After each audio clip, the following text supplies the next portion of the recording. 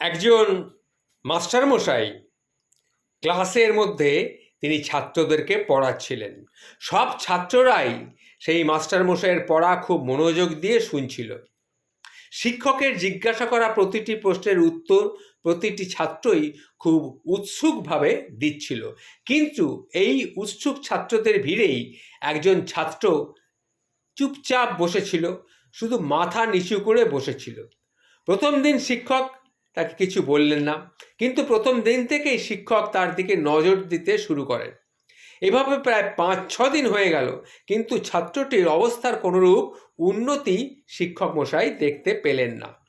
একদিন ক্লাসের পর শিক্ষক সেই ছাত্রটিকে স্টাফ রুমে ডাকলেন এবং বললেন, দেখো, তোমাকে তো কয়েকদিন থেকে খুব উদাস দেখছি, ক্লাসেও মন দাও না, এক জায়গায় মাথা নিচু করে চুপচাপ বসে থাকো। কি ব্যাপার বলো তো?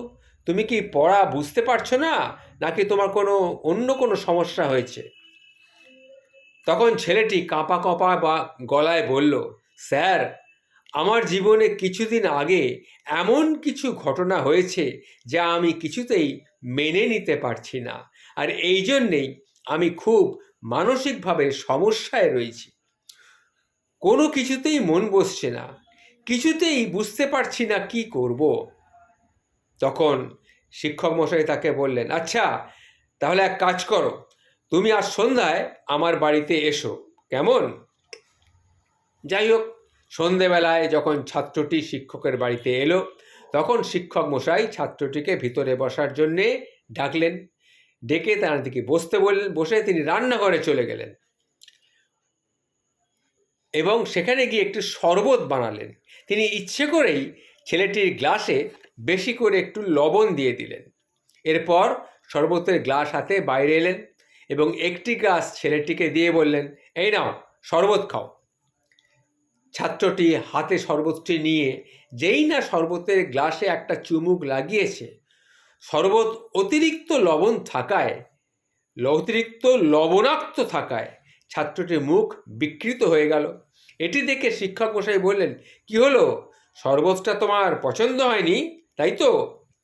তখন ছাত্রটি বলল, না স্যার, সব ঠিকই আছে, কেবলমাত্র একটু লবণটা বেশি হয়ে গেছে। ওহো, তাহলে তো এটি এখন ফেলার জিনিস হয়ে গেছে। দাও দাও, গ্লাসটা দাও, আমি ফেলে দিয়ে আসি, আমি তোমার জন্যে ভালো করে শরবত বানিয়ে নিয়ে আসছি। কিন্তু ছাত্রটি মানা করে বলল, না স্যার, খালি লবণটাই তো বেশি হয়েছে, একটু জল দিলেই ঠিক হয়ে যাবে। এই কথাটি শোনার পর শিক্ষক মশাই গম্ভীর হয়ে বললেন, তুমি একদম ঠিক বলেছ। শরবতটাকে নষ্ট না করে তাতে একটু জল মিশিয়ে দিলেই এটি আবার খাওয়ার উপযুক্ত হয়ে যাবে। এবার এই শরবতটাকে তোমার জীবন ভেবে নাও। যেমন শরবত থেকে লবণ আলাদা করা সম্ভব নয়, ঠিক তেমনই তোমার সমস্যাগুলিকে তোমার জীবন থেকে বের করে দেওয়াও কোনো সম্ভব নয়, অসম্ভব, কারণ এগুলি তোমার জীবনেরই অংশ। কিন্তু যেভাবে এটিতে একটু চিনি বা জল মিশিয়ে এটিকে মিষ্টি করে খাবারের উপযোগী করা যেতে পারে, ঠিক সেইভাবেই তুমি তোমার জীবনে একটু মিষ্টি ভাব নিয়ে এসো। এটাই হলো আসল কথা। এই যে ঘটনাটি আমি আপনাদের সামনে বললাম, এটা কিন্তু একটু শিক্ষণীয় ঘটনা। কি শিখলাম এর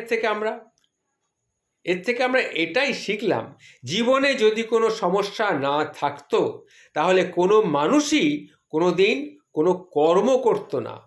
সমস্যা জীবনেরই কিন্তু একটা অঙ্গ। সমস্যা আছে বলেই তো আমাদের জীবনের এত স্বাদ। সমস্যা আছে বলেই আমরা ভুল করি, আবার সেই ভুলগুলোকে শুধরে নিয়ে ঠিকও করি। আবার আমরা দুঃখ পাই, আবার দুঃখকে ভুলে আমরা আনন্দও লাভ করি। তাই জীবনের স্বাদই আলাদা।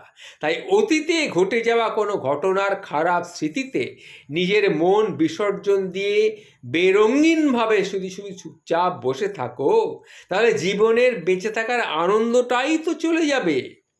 আমরা চাইলেও আমাদের মন থেকে এগুলিকে দূর করতে পারবো না, কিন্তু আমরা চাইলেই ভালো কিছু দিয়ে সেটাকে আমরা ঢেকে রাখতে পারি। আর তাই মনে মনে নতুন নতুন সুন্দর সুন্দর ভাবনা দিয়ে সেই অসুন্দর ভাবনাটিকে আরও সুন্দরভাবে প্রেজেন্ট করুন কিংবা তাকে ঢেকে ফেলুন। দেখবেন জীবন থেকে সমস্যা একেবারেই চলে গেছে।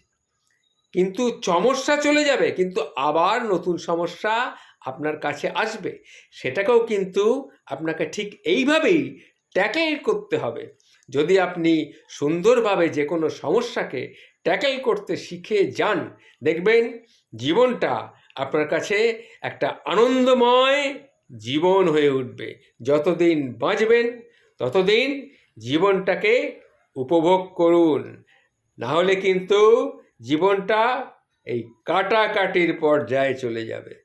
এটা মনে রাখবেন। সুতরাং জীবন জীবন জীবন কিন্তু একটাই, সেই জীবনটাকে উপভোগ করতেই হবে।